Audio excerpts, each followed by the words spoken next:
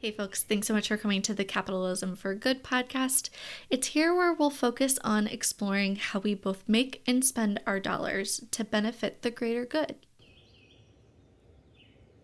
Folks, today we have Marissa Gencarelli, who is the co-founder of Yoli Tortilleria, that she started with her husband Mark, and she is just someone who gets it. Immediately when we started this conversation, she was talking about another speaking engagement that she recently did where she focused on the impact of choosing where to spend your dollars and how you can use the choices you're making when you're in the store making purchases to actually lift up your community. And she was just speaking my language already. We also get into the serendipity of how her company, again, Yoli Tortilleria, started with herself and her husband, and how she was really intentional with the community give back strategy, how she naturally grew a business primarily made up of women, and that also showcases her Hispanic culture. It's clear that Marissa is onto something with a unique and powerful within Yoli as she's joining this interview from her newly expanded test kitchen. So she was just in the process of like figuring out where the internet is best and the lighting, and got a little sneak peek of what was going on back there. It is so cool. I am so proud of the things that they're doing. We've talked a little bit in past interviews with other female founders about how sometimes it's a little bit tough to find those people that look like you in those underrepresented populations of leaders, and Marissa is one of them. And what's even cooler than that is she's not only one of those leaders and those role models and those mentors, but she also comes from a long line of it, going all the way back to her grandma being an entrepreneur. Her mom's an educator. You can see how she had the confidence and the skills to start this company, and it seemed like all of the pieces just really fell together. So I am excited to share that. I'm excited for the legacy of her family and her culture and her heritage to continue. With this company, Yoli Tortilleria obviously is a company that makes tortillas, but also salsas and all sorts of other things. They have a location that is in the Kansas City Current Stadium, which is the women's owned and female soccer club in Kansas City. There's just so much to be proud of, and we talked about all of these different things, but we barely touched on certain things. There were some questions that we didn't even get to because it was just an hour conversation. So I encourage you not only to listen to this conversation, but also check out her website that'll be linked in the show notes. You can see more about the history, the partnerships she's got with the University of Missouri, local farms, Girls on the Run, Girl Scouts, Zero Footprint, and more. She is truly using the legacy of her family to improve the community in Kansas City with an eye for expanding beyond the Midwest.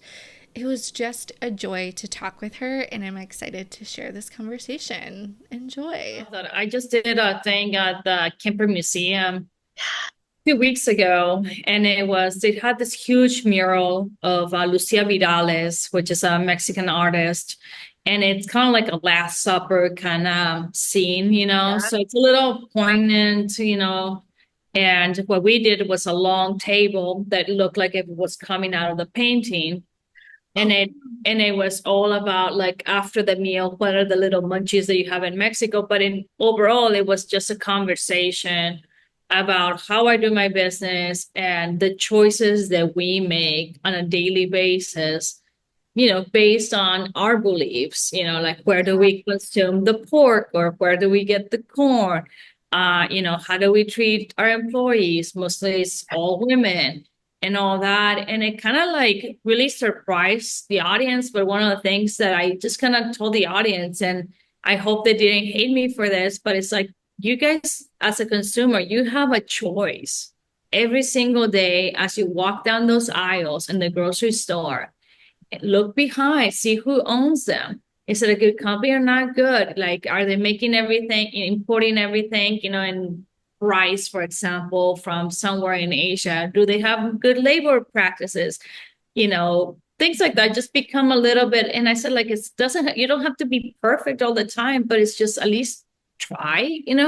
Yeah. Because, you know, versus being like a multi-conglomerate that is just venture capital behind it, and they're just, you know, it's not the same as an independently owned business or someone that is like really focusing on their work they're doing and how they're achieving it. So I don't know. It was an interesting conversation, and I guess so far I haven't gotten any hate mail, so it's all good.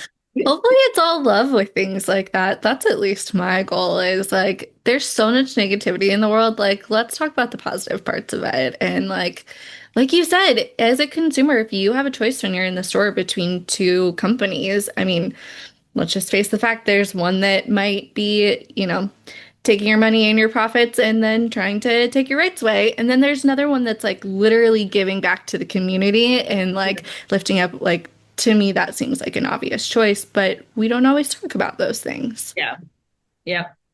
Okay, before we jump too much into it, because I'm so excited to talk to you about all of that stuff, can you back up and give us just kind of a high level view of Yoli and how you guys got started in that whole kind of overview and story?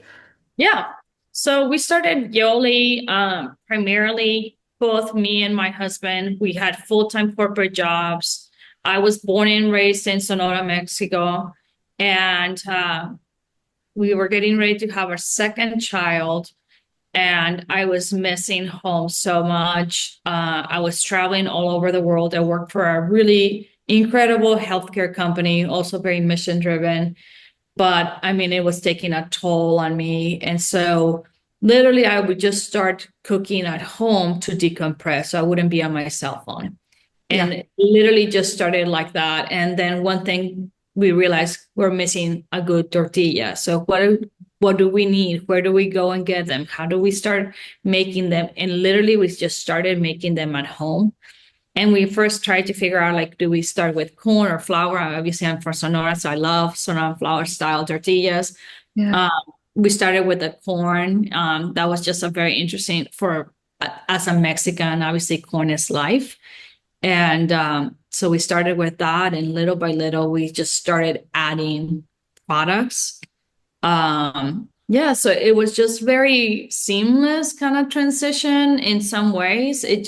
It wasn't really, there wasn't a master plan or a business plan other than, okay, this is how much we got to spend because it was all self-funded. Yeah. And let's see how it goes. And if it goes well, then we keep on at it. But if it doesn't, then okay, we sell the equipment and that'll Yeah. be that. But as luck would have it, within 1 week that we had set up our equipment and practiced and launched, at night we would be dropping samples to chefs in the Kansas City area. And within 1 week, one chef asked us if we could see our facility. I had just delivered my daughter 1 week before C-section. And like I literally, like, you still have all those patches and we had no employees. It was just me and my husband doing it at night, and then at the next morning giving samples. Yeah. And it was one of those, like, he wanted to see that the business was legit. It wasn't just in a base and all that. And we'd walk him through how we were doing everything and showed him the process. And he turns around and looks and is like, "So how many employees do you have?" And I said, like, "Oh, 4." It's like, and then he goes, "How many clients?" "Oh, we have 10." We had like one. It was just one of those things. It was like fake it till you make it, but it was within 1 week. And he goes, "Can you do this 7 days a week?" And we just turned around and said, "Yes." And then after he left, I'm like, I need to sit down. I mean, it's still in pain, Yeah. all these things. And we looked at each other and like, who's quitting first? And so my husband quit first because he had more experience in manufacturing than I did. Mhm. Uh, and I had all that health insurance. So with the Mhm. company I worked in. And so that's kind of, so for 4 years, I did both jobs. Oh my gosh. So yeah, it was crazy, but well worth it, I guess. How did you balance that piece of you're building this like empire of your own, but you're also working a corporate job, not to mention the children part of it. Like, how'd you Yeah, balance all of that? I didn't. Okay. I'm not gonna, I'm not gonna lie. I was not good at balancing time. Yeah. I probably, if you said something mean to me, I might have break down crying because I was so exhausted, like that kind of like level of stress. But I would wake up every single morning, 3 in the morning. Uh, we would have our powwow meetings of strategy of what we were gonna do. And off my husband went to go ahead and run the factory while I Mhm. was, working and taking care of the kids and all this kind of other stuff in my corporate job. And Yeah. then any single break I had, I would just jump on and work on growing our brand. Yeah. Oh my God. So exhausting. Yeah. I can't even imagine. I feel like we hit this point when you're spread so thin like that that it's almost like you're in survival mode and you're in autopilot, like not even thinking things, which maybe that kind of helped you in the beginning to not overthink some of your business decisions because there's only so many hours in the day you have to keep going. Do you feel like that it was your experience at all? I think that, my previous role, I did a lot of strategy. Mm, And so I felt like, once we got going, so we first did like a little like napkin strategy, kind of like yeah. we just literally on an airplane, we started saying like, okay, this is the kind of company we would like to do. And so during the time that I was still working, especially the first 6 months, a lot of what we did, especially on my side, was like, what kind of company do we want to be? What are our values? What should our brand feel like? Because when we first launched, we didn't even know what to name ourselves, like all those different decisions that once you take off, they're so critical about the identity and how people perceive you. And so we took a lot of thought of very thoughtful decisions. And then it's like, okay, then how do we grow the business? What are the different areas that we would like to grow? And then after that, it's like gum throwing out the roof and see what sticks because it's like you might have all this strategy, but the cards don't always fall like the way you want them to fall, right? So one of the things that for us, like we'd never expected to get a restaurant client right away like that. And then the second thing that happened to us, which was very fortunate, was that Whole Foods saw us demoing in a farmer's market. So they had a forager and she walked by and she wanted to know everything about what we were doing. And then she said, I don't have anything in our region like this. And so that is literally within months of us launching. So it kind of reshaped everything for us because they have like the third party kind of audit and everything. So most small food brands wouldn't start right away with that level of Mhm. due diligence and like, making all those like big binders of processes and everything. Yeah. But that's when we got really lucky because I was in healthcare, so I knew a lot of like processes, Uh-huh. a lot of audits. I did Yeah. all those different things. And so yeah, I mean, I was kind of fortunate that was our start. It was very hard, but and then after that, has been always just like, okay, what are the opportunities out there to grow our business that it's aligned with what we see our end goal? Yeah. You are speaking right to my heart there. My last full-time position that I left just over a year ago. I was in medical research, managing research programs, and the audits and the SOPs and the number of like procedures, like everything's written down, everything is looked at, every dollar, every cent, every action is accounted for, which is helpful when you're thinking about other things to be able to like look into those details and apply that structure, but it's a lot.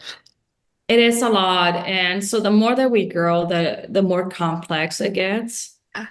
And now we're, GSFI certification, which is kind of like what you need for Targets and Walmarts and all those different things, those levels. Yeah. And every time our audit get, there's several levels. We haven't reached the gold one, which is like it's really expensive, and we're not being requested for that from a product.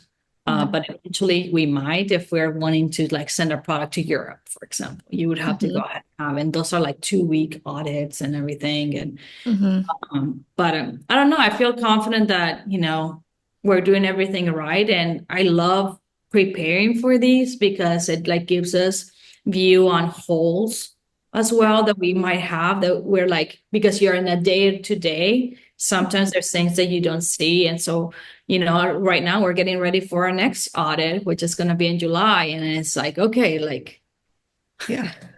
hey, what we got? You got this, though. Yeah, yeah. Can you talk a little bit about the things that you wanted to leave behind from, you talked about your husband and yourself came from that corporate world as you're building something and you get to put your own stamp of approval. Like, what were the things that you wanted to do a little bit differently from your all's experience before? At least in my case, a lot of what I saw is I worked in a company that was when I started were probably like 6,000 employees, maybe a little bit less. And by the time I was leaving, we were over 35,000. And so I saw that growth of the company. And from a leadership perspective, I saw the battles that occurred. I Mhm. saw, which it was not pretty. And if you're close to the sun, you really get a sunburn. Um, that I wanted to make sure that I did not create a culture like that. The other thing that I wanted to make sure is that we had a good exit plan. Mm, So the company I worked for, I love dearly. It ended up selling to Oracle Health. And it was not a pretty scene to see how the dominoes fell. And so from the very beginning, Mark and I had a conversation of like, okay, what happens when we get old? Who mm, gets our business? How are we going to do this differently? Making sure that the brand continues, and hopefully it's thriving and it grows beyond what so hopefully we give it to someone that is in better hands and grows it even more than we did.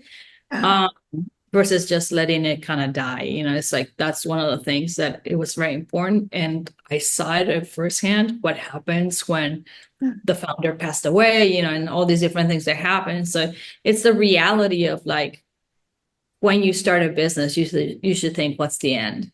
yeah, Because you're not going to be able to have it forever, right? And I don't know. That was one of the things that was very important for us that we did that right just because of my experience. But honestly, I also brought a lot of good things that I learned there. yeah. So I was very lucky that I was in an environment that it was always thriving on R&D. Mhm. Uh, it was very, very flexible. When I had my first child and I had a lot of complications and I had to take him constantly to the, physicians and things like that, they Yeah. were always like, yeah, go, no problem. So there's the same thing that we apply with our workforce. We, like, as I said, it's mostly women. I would say like it's 85% women in our workforce. And Nice. we're very flexible with doctor appointments and everything like that, which is honestly unusual for factories. Yeah.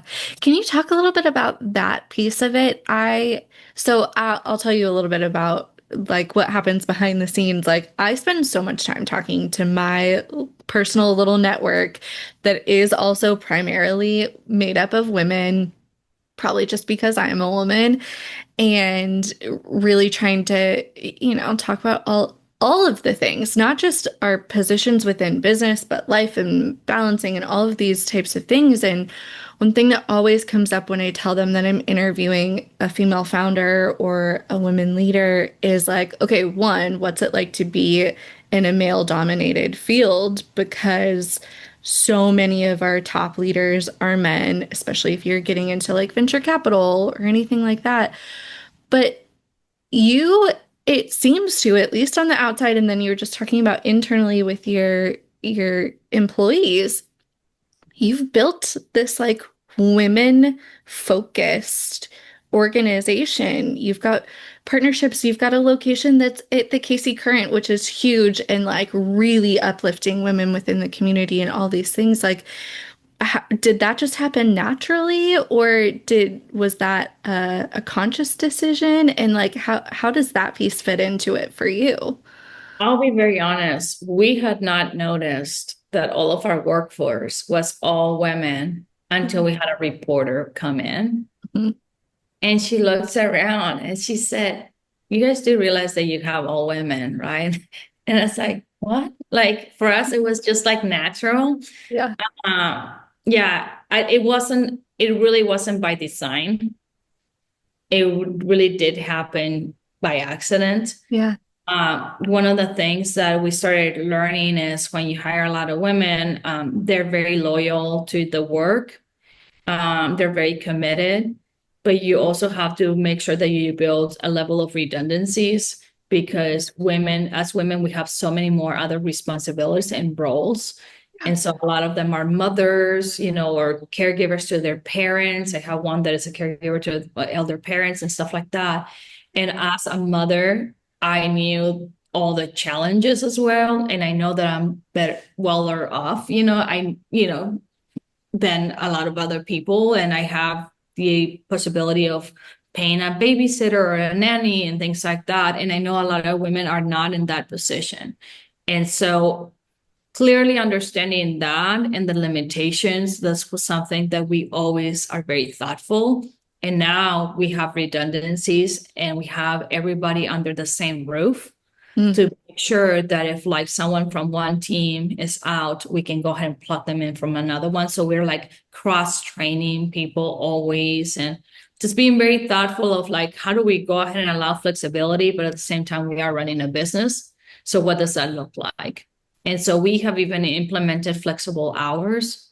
Nice. So we had like different shifts for the women that had kids that they needed to make sure that they were there for the bus pickup. Yeah. So we wanted to make sure that the kids are safe and all these different things, right? But then there's other women that we have that they're older. And so like they're like, I don't care. I want to come at 5 a.m. because I want to leave early, right? Because they have teenagers that for them it's more important for them to be after school. Yeah. So it's kind of like different people and different paths of their lives. So it's just really figuring out what that schedule and what the flexibility can be and making sure that you work as a team. Yeah. Uh, yeah, it's not easy.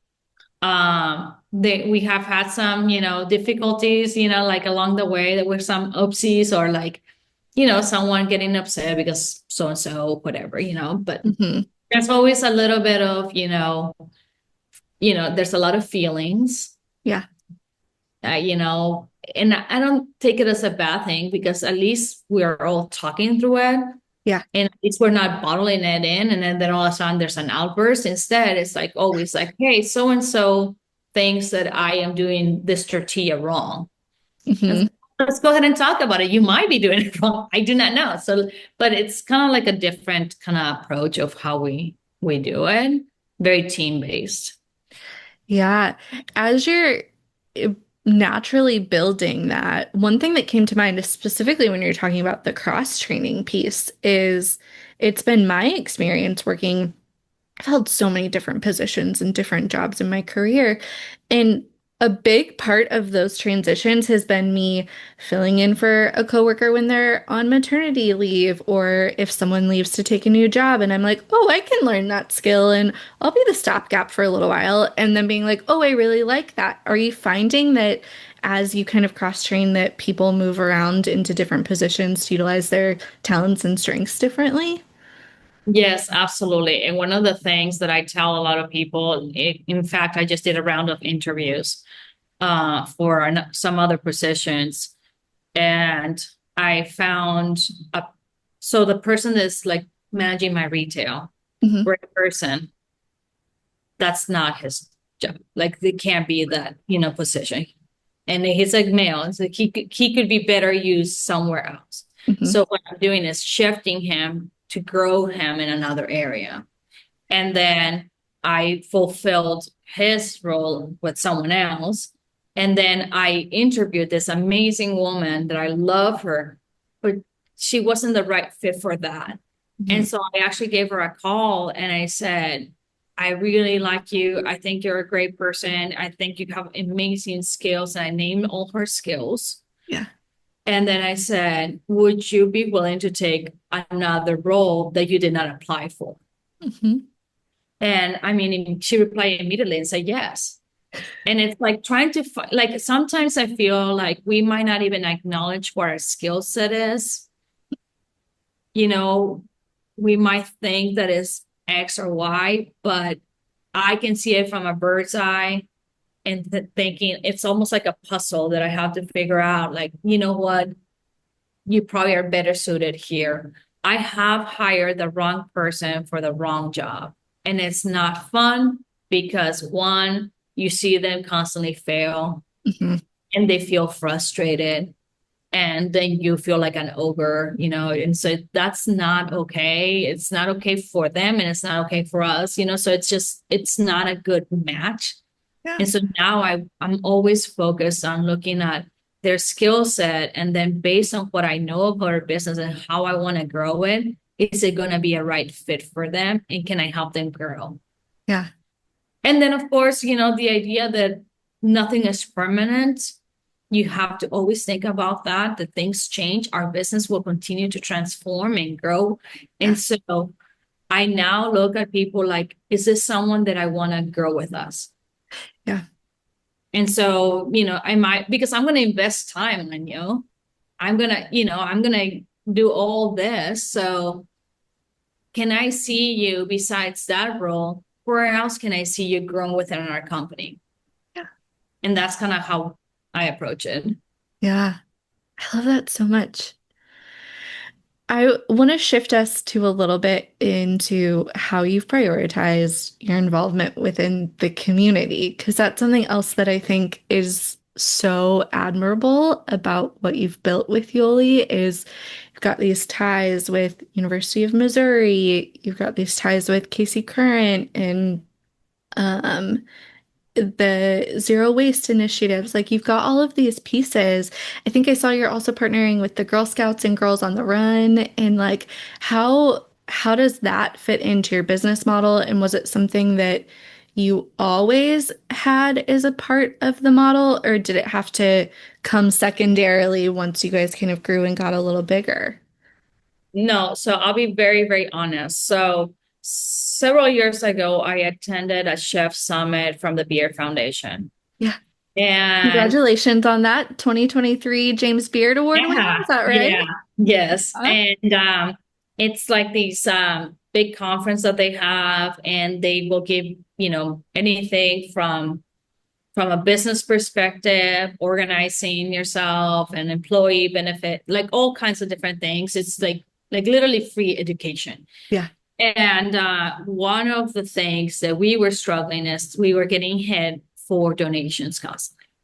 Hmm. And so food businesses are like prime targets, like from schools, from churches, everything. I don't know. They think that it doesn't cost us to make product. I do not know what people Yeah. think. It's just like, oh, it's okay. You're just providing a case. Well, yeah, but there's labor behind it. There's all these other things to it. And so her name is Anne, did a kind of session and talked about how you should go ahead and take a look at your business overall profile, Mm. your ethics, what is really important for you. Yeah. Then really like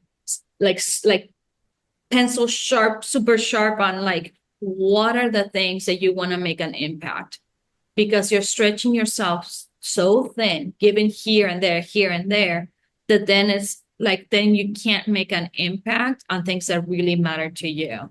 Mm. And so that's when we redid like our page on the website.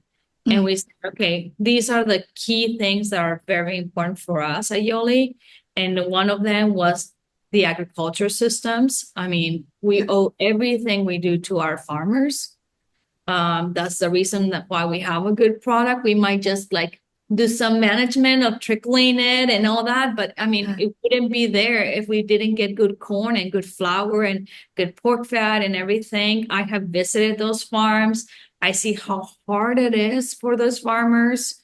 and the land issues and everything. So we said one of our issues will be the farming community, and then also how those farmers are practicing, um, you know, the everyday agriculture system. That was also important. So sustainability, and obviously now we're all talking about regenerative agriculture. So Yeah. that was another thing that was very important to us because that's the future for us. Like, I mean, we get all of our corn right here in Kansas, Missouri, and Illinois, and it's all close to us. We literally go to like harvest parties with everybody that does it and all that kind of stuff.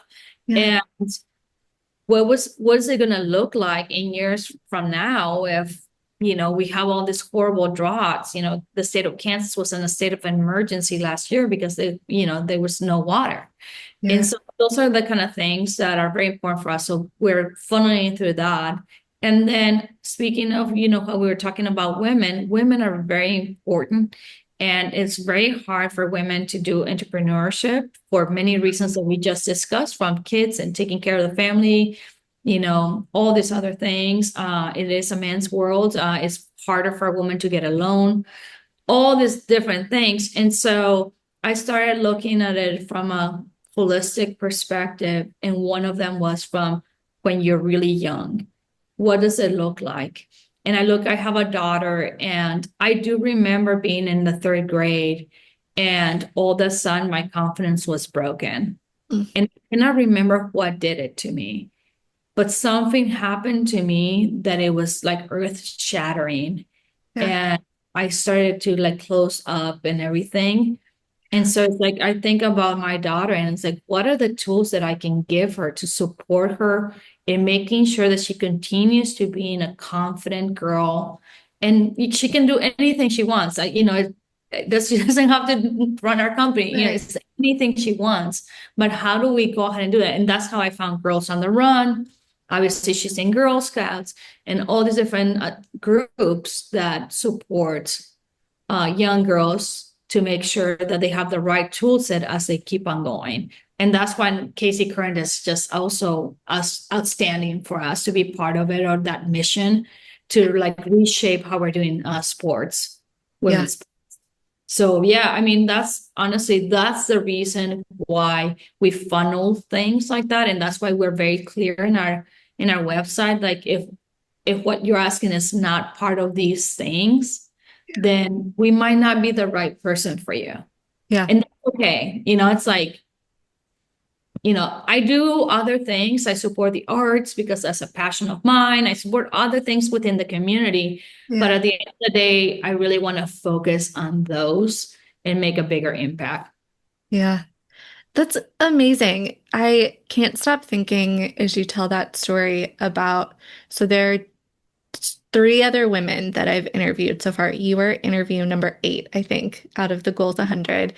You are the third woman, and all three of them have talked about that role model piece specifically, in that they've experienced this difficulty or this lack and this gap in having role models and mentors in business leaders that are women and that look and understand and that they can relate to. And even if we zoom out into just like underrepresented business leaders in general, like there's so many different demographics that touches, but women in particularly, it's been really tough for this generation of women. It's difficult to get a loan, all these other things. And yet, what I am struck by is all four of you are like, here we go, but we just have to do it. We just have to figure it out. And yes, there's not a lot of role models, but one thing that I want to say back to you and reflect back to you is you are the role model. You are that mentor. You are that example. And like especially as you're thinking about your daughter and these women in the community, it's one of the things that I've loved and am so proud from. I grew up in Kansas City. I grew up in the Lee Summit area. I live in Louisville, Kentucky now, But it's so easy for me to brag on Kansas City because of people like you that are just like, all right, well, we're doing it. We're gonna support women here. We're gonna support the community. We're gonna support those underrepresented populations here. Do you recognize, do you have any time and space to like sit down and like recognize and reflect about your role in the community in that way?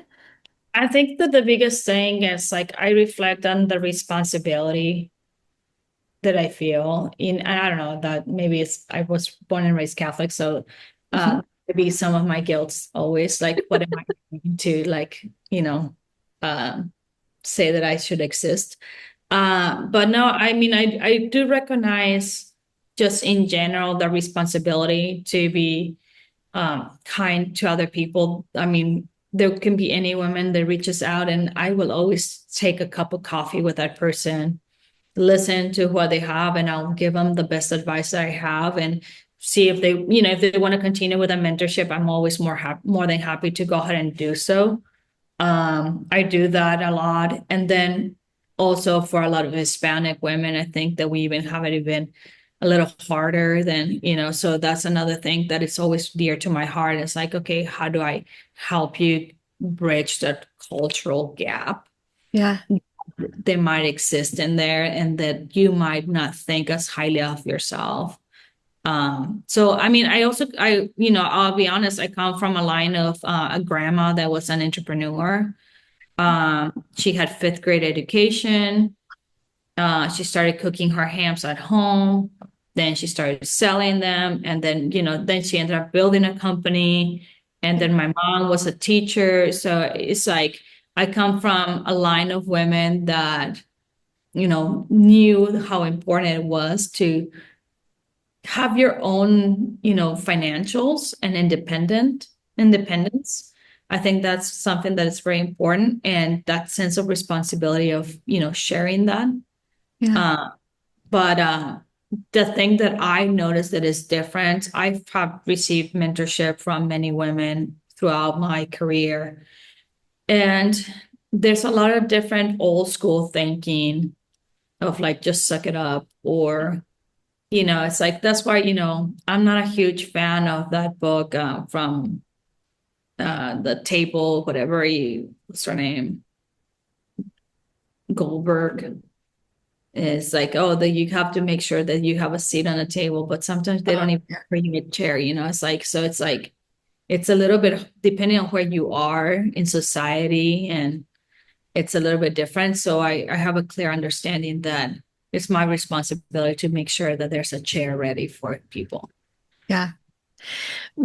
I focused on you being a female founder, but you brought up a good point that you're also pulling in and shining a spotlight on your heritage and like being a spotlight for the Hispanic community. And like you are, by nature of your business and making tortillas and having this food business, like you're also a great example and spotlight of the Hispanic community. Like what does that mean to you? I mean, it's always an honor to represent a community that, especially these days, is under attack. So it's always making sure that I'm shining the best light on it, and the values and how hardworking our population is. Mhm. So I think that it's just always an honor. I never realized how much of an honor it was until we got our nomination for the beard, and we got a like army of like emails of people pouring in from all over, like just encouraging. And it's like, who are you? What? Like, and Yeah. then it's realizing that our impact was so much greater than, just being like, what I mean, like the frivolous part of just being nominated. So I feel like Yeah. I have a clear understanding of what it means to be recognized on something that typically is seen as something, low cost, not, I mean, not, we're not a French Mhm. croissant, so Yeah. there's all that part of it of what people think you should be, Yeah. trying to break that barrier of like, well, let me show you what a good quality tortilla looks like. let me show you about how you can also do this in the right business model, by the sourcing straight from the farmers. What does that look like? How do you treat people?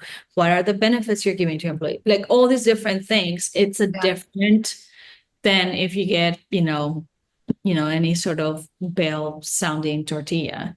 You Yeah. know, it's just, showcasing that was very important for us. And then it's just getting the support of the community that was wild for us. It's amazing.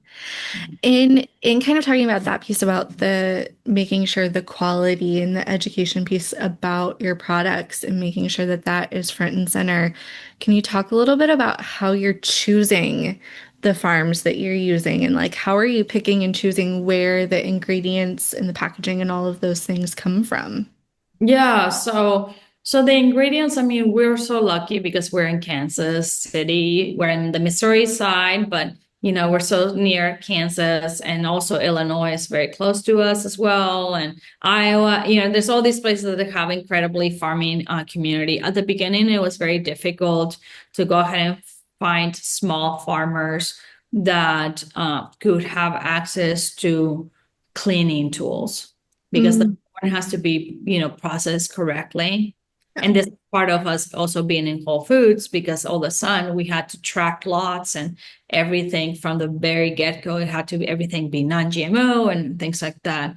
Yeah. So process was first, like, let's go ahead and like literally like take a compass and what's our radius. And Mm, so we started asking within farmers markets who was in that area, who was growing what. And that's literally how we started going to different communities and sitting down in kitchen tables. And they would bring us a sample. And sometimes they had rocks and something else that I did not want to know what it was.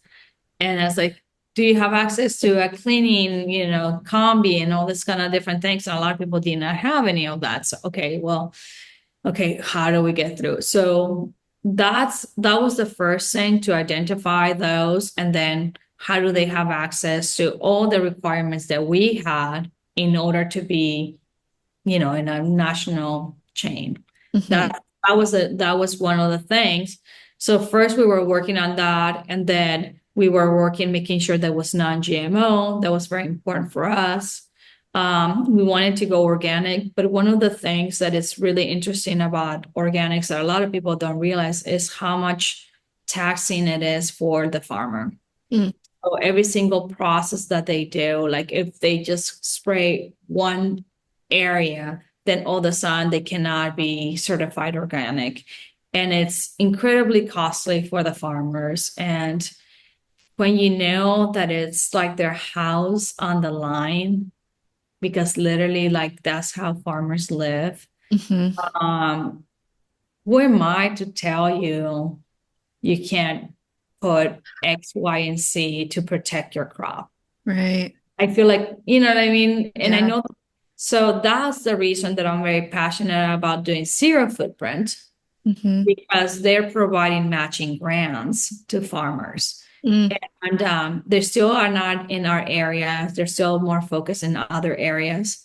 But that's the goal. And my goal is to get more people signed up in our area. And so hopefully we can go there, start getting other farmers matched into it. yeah. But it's very hard, right? And so that's kind of overall like the selection that we do is like, hey, what's your process? How are you doing it? How are you cultivating it? Just the basic things. And then after that, like the next step that we really wanted to focus is, how do I invest on you to Mhm. get you in the path for regenerative agriculture? And that's the very hard one, especially where policy is right now. No Mhm. farm bill has passed. Unfortunately, this is one of the things that I've been talking about is like, your food choice is a political choice. And so a lot of and people are like, oh, keep my food out of politics. Well, I can't, because Yeah. it's all intertwined. How we, corn is a commodity crop, so there's all these other layers into it. And so, yeah, I mean, I think about that all the time, and I think about who am I supporting, and what is the farmer doing and how are they doing it. But in general speaking, those were our criteria. And the other criteria was very hyper local focused. And the reason is again, we're lucky. We're in the Midwest. We have a lot of agriculture. And I remember driving through all these towns and a lot of them like empty little downtowns. The kids have been leaving, really big healthcare issues, Yep. and hospitals shutting down. It's wild. Yeah. It's wild. And so it's like, why would I be giving my money to somewhere else when I can give it in here and it's going to stay in this local economy? Yeah. So again, for me, it's like it's using capitalism for good. It's like where I'm putting my money is my investment, Exactly. an investment of where I want to see the future. And I think that more people should think like that. It's like your business decision affects and has ripple effects. Yeah. Obviously, I can't agree more. I mean, that's a whole part of what drives this project is like, I understand that it takes money to make money and that some people are kind of frustrated by it, but the decisions that we make with our money are meaningful and powerful. And you can put blinders on, but that doesn't change the impact if you're going to follow what happens with your dollar. And you can do something really cool and good with it.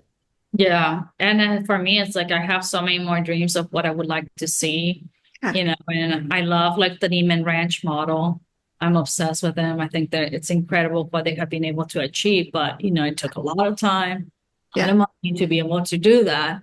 And I think that we certainly could do that with grain as well. Yeah. So hopefully I've been trying to I know this farmer, he's incredible. And I keep on like saying like, do you want to do this? Uh-huh. I'll help you. Yeah. Hopefully, he can go ahead and take that. And I can collaborate and help, but he calls me an instigator. Instigator for good things. Yeah, yeah, exactly. Yeah. So I think that there's so much that can be done. In kind of talking about that, you started this conversation and talking a little bit about the legacy plan and kind of what you hope for in the future. Can you talk a little bit about where you'd like to see yourself or Yoli or the community going in the future? So I mean, where I see Yoli coming and headed next, and it's something that it's I started doing in small doses. So how about 4 years ago, I started a zine series that is like I focus on one ingredient or a state. And then our salsas, they'll state like where they're from, like what is the right pairing or things like that. And I think that overall, my mission of the company is not you're not just a tortilla brand or a salsa brand or anything like that. It's more like to showcase how diverse Mexican food is, and Mhm. how rich and beautiful it can be. And I feel, part of the reason why we're doing all this is because at one point I felt like we were in a box. Mm. And I did not like that feeling like all Mexicans were all the same or we all eat birria. I mean, I'm from Sonora. I never even know what birria was, because that's in Guadalajara only. So it's like, it's all Yeah. those different things that I have like, something inside me that is eager to show people how beautiful my country is. Yeah. And so I think that that's part of me, like from an educator perspective. And so I see us growing more in that direction. Yeah. But I'm going to do it in a way that I hope that doesn't sound preachy. And so I want to make it fun Mhm. for people because I just believe that if you start just like, oh, this is, like nobody Yeah. wants to listen to that. People want to enjoy the food and eat it, but I'm gonna give it with doses of you learning where that thing comes from and with doses of you supporting local communities that you don't even know about. Yeah. So that's kind of like the end game for us to be able to do that in scale. So Mhm. not just only in the Midwest, but start growing it up outside of the nationwide. So that would be my dream to be able to do that. I think models that I love seeing and I do not know anything about them, but I do love what Italy has done for Italian cuisine. That is just Mhm. has showcased all these beautiful producers Yeah. and educated the people that there's more than just red sauce, meatballs, you know. So Yeah. that's, you know, I think that that's incredible. Yeah. Oh, I'm very excited for all of that. All right, my last question is, who's another business or leader that you see out there in the world? And it could be anything from someone that you used to work for, a mentor, someone that you're a purchaser of, just absolutely any business and or leader that you see out there in the world making a positive impact that you think deserves a shout out. I think right now I have very much impressed in mind is Angie Long, which is one of the owners of the Kansas City Current.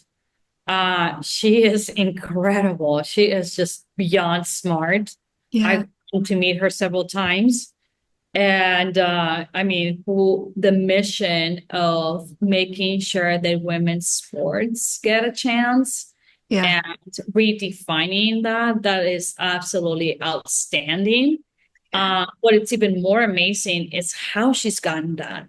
It's like she's not waiting for, Mhm. for people to get it done, Yeah, and they're doing it their way. And I think that there's something so beautiful about that. It just reminds me of back in the day when probably with NFL was done and things like that. And it was just a guy that was really passionate about it. And I get the same sense from her, but yeah. it's really focused on women's sports. And I know I don't know if you have been to a game yet. Have you been to a Kansas City Current game yet? No, but only because I am mostly in Louisville, but my goal is within 2025 to make it to a game. I've been past the stadium every time I fly in Yeah. and out, and I like am dying to go. So that I can tell you that like I remember the first game, Yeah. I like, literally just started crying Yeah. because of packed and it's a different crowd. So you see like these little young girls Yeah. so excited. And then there's the moms and the sisters and then a group of friends. And it's Yeah. like a community just celebrating women in sport. And I had never seen that. I remember wanting to be in sports when I grew up, and I was always told there's no chance, like Yeah. there's no you're never gonna thrive there. Yeah. And so for young women to be able to see that, that's outstanding. And what she's doing is incredible. Yeah. I 100% agree. I got a little choked up listening to you talk about it Yeah. because I just think it's so powerful. And much like you were talking about how she's just like doing it, she's not waiting around. Like you did the same thing, and you're talking about like you don't want your business and your culture to be put in this box. You're just doing it and showcasing it. And Yeah. like that's what it takes. The other thing that I want to point out that I think is so cool to shout out to the Kansas City community is one of the folks that I interviewed a couple weeks ago is Keith Bradley, one of the co-founders or co-owners of Made in KC. Oh And when I yeah. was asking him what his shout out was, he was like, I can't even choose one, but it's all of the restaurateurs and the people within the food industry, specifically in Kansas City. He was like, I'm amazed at what they're all doing. Well, I always say that it's very important for each other to support, to have that support among our community, because we get overshadowed by the coast. Yeah, And so I think we do have something to prove, right? And we're doing it. So it's like we're enough being say that we're flyover country. I know. Prove them wrong. Yeah. Thank you so much for doing this. Marissa, I could talk to you for like hours. I have so many things that we haven't even touched on that I think that you're so interesting. The things that you're doing are so cool. I wish you all of the best, and I can't wait to see what happens with you in the future. Thank you so much. Come and visit us anytime. Just let me know. Yeah. Folks, thanks so much for listening to the Capitalism for Good project. Just a quick reminder that this project is supported through patreon.com/capitalism for good. There are weekly between the interviews episodes, early releases of interviews, merch, and other bonuses for those that subscribe through the Patreon. Support allows for this project to continue to move forward without the potential bias of traditional ads. Thank you so much for anyone that's already in that community and for anyone considering joining. As always, please let me know what you think, and also if you have any recommendations for leaders that you see out there making a positive impact on their internal and external communities. I would love to shine a spotlight on your favorite folks. All right, that's enough. Let's go leave this place better than we found it.